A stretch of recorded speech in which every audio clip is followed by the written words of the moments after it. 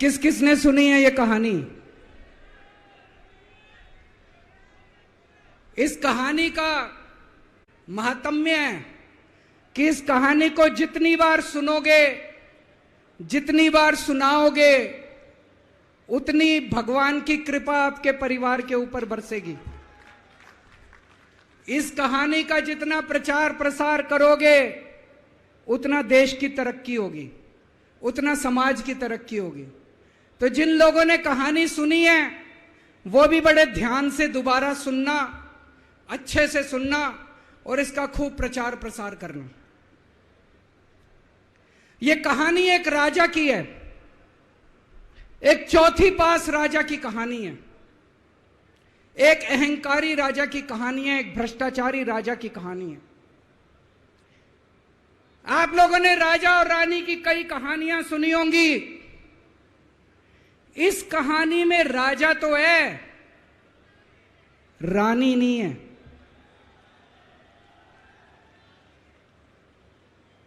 तो एक महान देश था, कई हजार साल पुराना देश। उस देश के एक गांव में एक बच्चा पैदा हुआ, बहुत गरीब घर में एक बच्चा पैदा हुआ। तो जैसे गांव के अंदर बच्चा पैदा होने पे ज्योतिषी आते हैं, ज्योतिषी आके बच्चे का भविष्य बताते हैं, ऐसे गांव का ज्योतिषी आया, उसने बच्चे की कुंडली देखी और बच्चे की मां को बोला कि माई, तेरा बेटा बड़ा होके बहुत बड़ा सम्राट बनेगा। माई को समझ नहीं आया, मैं इतनी गरीब, मेरा परिवार इतना गरीब, मेरा बेटा सम्राट कैसे बनेगा। खैर, बच्चा धीरे धीरे बड़ा होने लगा। गांव के सरकारी स्कूल में उसका एडमिशन करा दिया। उसका पढ़ने लिखने में मन नहीं लगता था। पढ़ते पढ़ते, क्लास करते करते चौथी में आके उसने नाम कटवा लिया। उसका पढ़ाई लिखाई में मन नहीं लगता था। बगल में, गांव के बगल में एक रेलवे स्टेशन था। घर में बहुत गरीबी थी। वो बच्चा वहां स्टेशन पे जाके चाय बेचने लगा।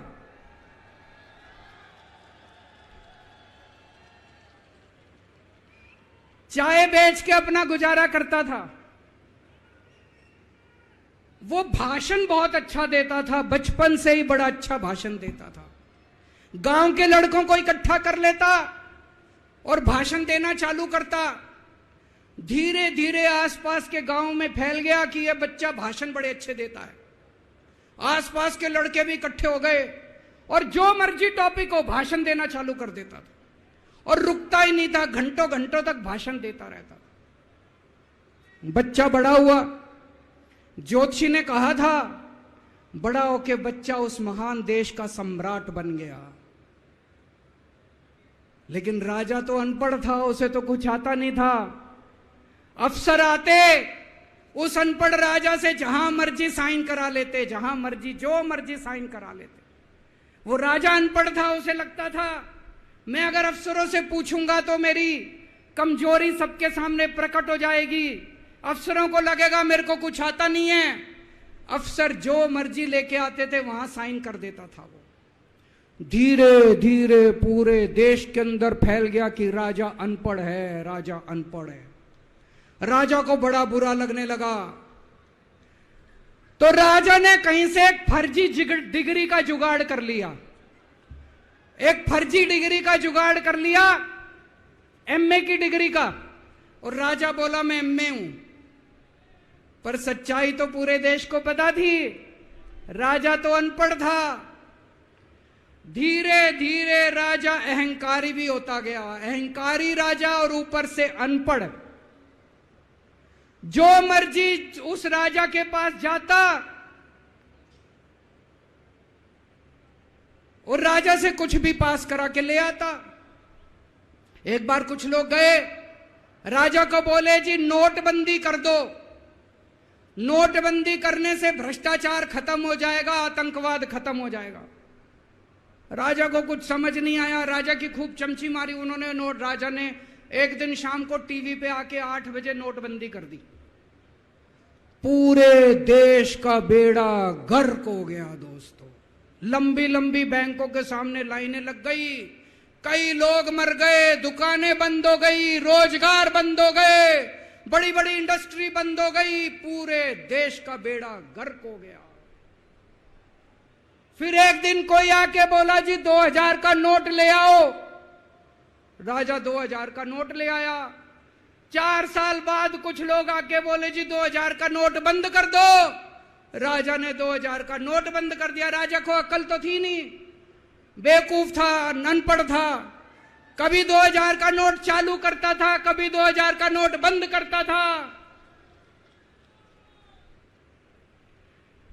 एक बार कुछ लोग आके बोले जी ये किसानों के कानून बना दो, इस कानून से किसानों का भला होगा।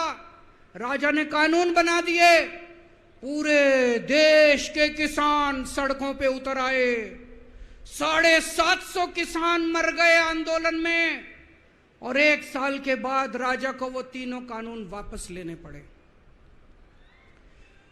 एक बार उस देश के अंदर बहुत बड़ी महामारी फैल गई, चारों तरफ महामारी फैल गई, लोग मरने लगे। किसी ने आके बोला जी थाली बजवाओ तो देश ठीक हो जाएगा। तो राजा ने पूरे देश में थाली और चम्मच बजवा दिए। महामारी तो नहीं बची, महामारी तो फैली रही। किसी ने आके कहा जी डॉक्टरों की जरूरत पड़ेगी, दवाइयों की जरूरत पड़ेगी, इंजेक्शन की जरूरत पड़ेगी, तब महामारी रुकेगी। राजा अपने दोस्तों का बड़ा ख्याल रखता था। उसके दोस्त थे। एक दोस्त ने 10,000 करोड़ रुपए चोरी कर लिए, राजा ने उसको देश से भगा दिया। दूसरे दोस्त ने 20,000 करोड़ चोरी कर लिए, राजा ने उसको भी देश से भगा दिया। पर एक दोस्त ऐसा था जिससे राजा की ज्यादा ही दोस्ती थी। कौन था? उसको उन्होंने सारे एयरपोर्ट बेच दिए, सारे जहाज बेच दिए, सारे सीपोर्ट बेच दिए, उन्होंने आसमान बेच दिया, जमीन बेच दी राजा ने, खदानें बेच दी। उस दोस्त पे राजा मेहरबान था। राजा का एक और दोस्त था। वो दोस्त इतना गंदा था कि उसने कुछ अंतर्राष्ट्रीय खिलाड़ी महिलाओं के साथ बदतमीजी करी, लेकिन राजा ने दोस्ती नहीं छोड़ी। मजाल जो उस दोस्त के ऊपर कोई आंच आ जाए, राजा उस दोस्त के साथ खड़ा रहा, लेकिन उसने खिलाड़ियों का सुना। राजा का एक और दोस्त था। उस दोस्त ने किसानों के ऊपर गाड़ी चढ़ा दी, रौंद दिया, कुचल दिया किसानों को। राजा ने अपनी दोस्ती नहीं छोड़ी। इस बात पे तो दाद देनी पड़ेगी कि राजा दोस्तबाज था, 1 नंबर का दोस्तबाज था।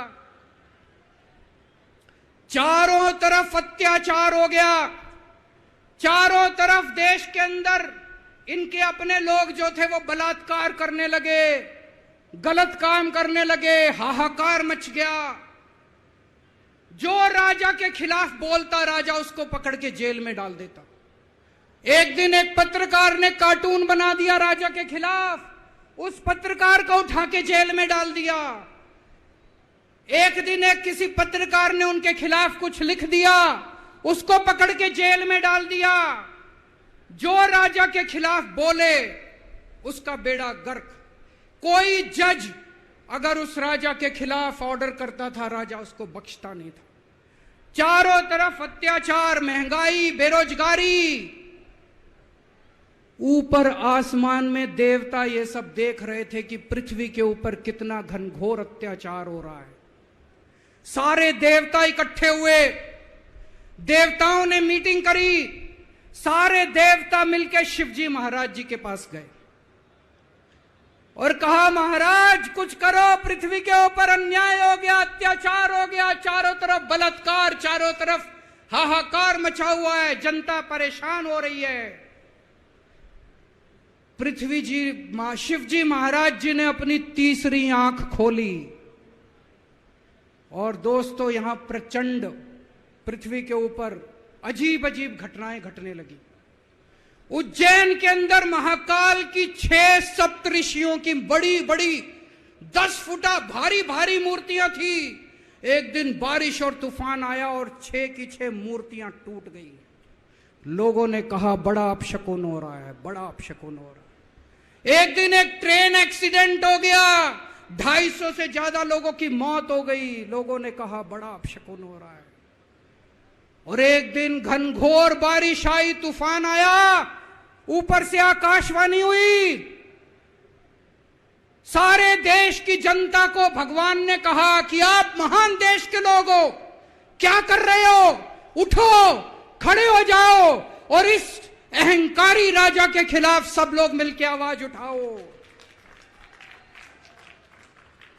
भगवान आपके साथ है।